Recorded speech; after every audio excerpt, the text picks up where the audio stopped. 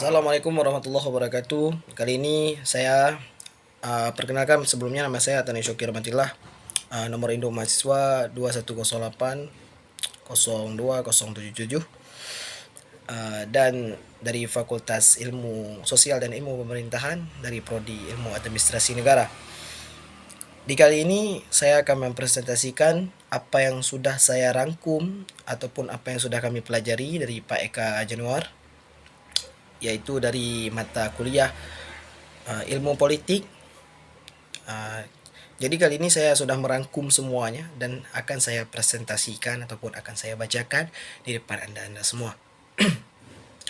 Yang pertama ada Undang-Undang Dasar. Penghantar ilmu politik, adapun topik yang akan kita bahas yaitu Undang-Undang Dasar ini merupakan topik yang sangat penting karena menurut istilah dalam bahasa Inggris, Constitution menjadi undang-undang dasar. Kalau di Indonesiakan itu lazimnya disebut UUD. Istilah Constitution bagi banyak sarjana ilmu politik sesuatu yang luas, atau ini sebenarnya konstitusi itu undang-undang, atau sesuatu yang lebih luas yaitu keseluruhan dari peraturan-peraturan baik yang tertulis maupun yang tidak secara teratur ataupun yang tidak mengatur secara mengikat cara-cara pemerintah diselenggarakan dalam suatu masyarakat. Jadi undang-undang dasar itu ada yang tertulis dan ada yang tidak tertulis, ya. Yang kedua itu ada hak asasi manusia. Jadi hak asasi manusia ini adalah baik. Untuk materi yang kedua, saya akan menjelaskan tentang hak asasi manusia. Oke. Jadi hak asasi manusia ataupun disingkat dengan HAM. HAM pertama kali dibahas melalui sebuah piagam bernama Magna Carta. Piagam tersebut dikeluarkan pada 15 Juni tahun 2012 ataupun di Inggris karena munculnya penindasan terhadap manusia lain. Deklarasi Kairo, Declaration Kairo, dan dalam Al-Quran juga banyak membahas tentang HAM.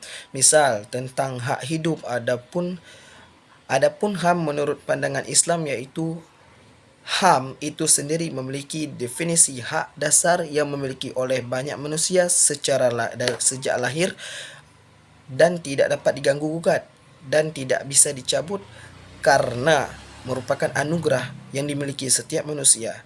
Negara wajib menghormati ataupun melindungi dan memenuhi hak asasi manusia bagi rakyatnya. Adapun HAM memiliki hak asasi pribadi ataupun personal right, ya.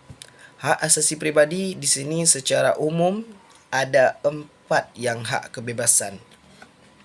Untuk bergerak, bepergian dan berpindah-pindah. Hak asasi kebebasan itu mengeluarkan atau menyatakan pendapat. Yang ketiga, hak kebebasan memilih dan aktif dalam organisasi ataupun pengumpulan. Hak untuk memeluk agama, menjalankan agama kepercayaan yang diyakini. Kemudian yang kedua, hak asasi politik. Politik al-rek yaitu hak untuk memilih dan dipilih, hak pendapat, layanan dan perlindungan, hak hukum, hak asasi ekonomi. Kemudian hak persamaan atas perlakuan, penggeledahan, penangkapan, penahanan dan penyelidikan diuji muka baik secara muka hukum. Yang terakhir ada hak asasi sosial, budaya sosial yang kontrak, hak menentukan, memilih dan mendapatkan pendidikan. Jadi ini bisa kita rangkum bahwasanya hak ini terbagi menjadi beberapa lagi, ya. Ada hak asasi manusia politik, ada hak asasi sosial, ada hak asasi beragama dan lain-lain sebagainya. Dan kemudian ada HAM dalam pandangan Islam. Ya, jadi kami kemarin sudah belajar tentang 3 judul, ya. Jadi Bapak Eka meminta merangkum antara 3 judul ini. Jadi tadi sudah saya rangkum 2 judul. Sekarang akan saya bacakan judul yang terakhirnya, yaitu judul HAM dalam pandangan Islam. Jadi HAM dalam pandangan Islam. Baiklah, jadi materi yang terakhir kita akan membahas tentang HAM yang dalam pandangan Islam.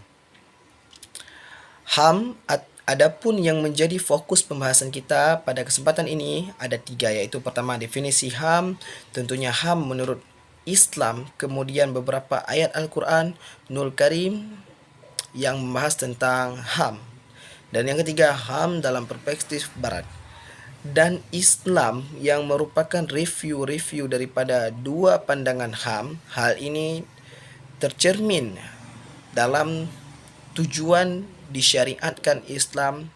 Syariatnya Islam untuk memelihara agama, memelihara jiwa, memelihara akal, memelihara kehormatan ataupun keturunan, dan memelihara harta, dan ini sangat komprehensif secara terminologis. Hak asasi manusia dalam perspektif Islam merupakan hak yang melekat dalam diri manusia.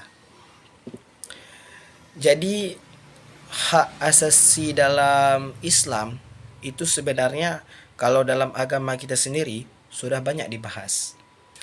Agama kita mengajarkan untuk tidak menyiksa orang lain, untuk tidak berbuat jahat kepada orang lain. Ini sebenarnya sudah masuk ke dalam HAM. Jadi HAM ini kan kalau secara umumnya penjelasannya kan tentang bagaimana hak kebebasan hidup seseorang. Jadi apa yang menjadi kepribadian orang dan itu tidak melanggar daripada aturan agama ataupun aturan negara, maka itu tidak boleh diganggu-gugat. Contoh, misalkan memakai sandal. Memakai sandal kan adalah hak kepribadian seseorang. Jadi kita sebagai makhluk selain daripada yang kita maksud tadi, bukan makhluk sih maksudnya, kita sebagai orang yang di luar kita maksud tadi, ataupun yang kita bilang memakai sandal tadi, kita tidak boleh mengganggu dia, ataupun kita tidak boleh mengatakan kamu gak boleh pakai sandal. Itu sangat tidak diperbolehkan, karena itu kan hak asasi dia. Dia ingin mempunyai rumah, silahkan. Dia ingin mempunyai mobil, silahkan, karena itu adalah hak dia, dan itu tidak melanggar aturan-aturan negara ataupun aturan-aturan dalam agama. Kalau secara umumnya lagi kita bahas tentang hak asasi dalam pandangan Islam. Dalam pandangan Islam berarti kita beranjak kepada agama, karena ini adalah Islam, ya. Kalau dalam Islam banyak diajarkan kepada kita bahwasanya tidak boleh mengganggu orang, kita tetap bersaudara kepada orang, kita tidak merangkumi silaturahmi kepada orang. Jadi dalam ini tersirat sebuah makna bahwasanya kita harus selalu baik kepada orang. Kan ada dikatakan hablum minallah wa hablum minan nas. Berpegang kepada Allah, dan bukan berpegang, maksudnya kita berhubungan dengan Allah juga berhubungan dengan manusia. Jadi antara hubungan kita sama Tuhan kita ataupun sama Allah, dan antara hubungan kita bersama manusia, itulah hablum minan nas, silaturahmi.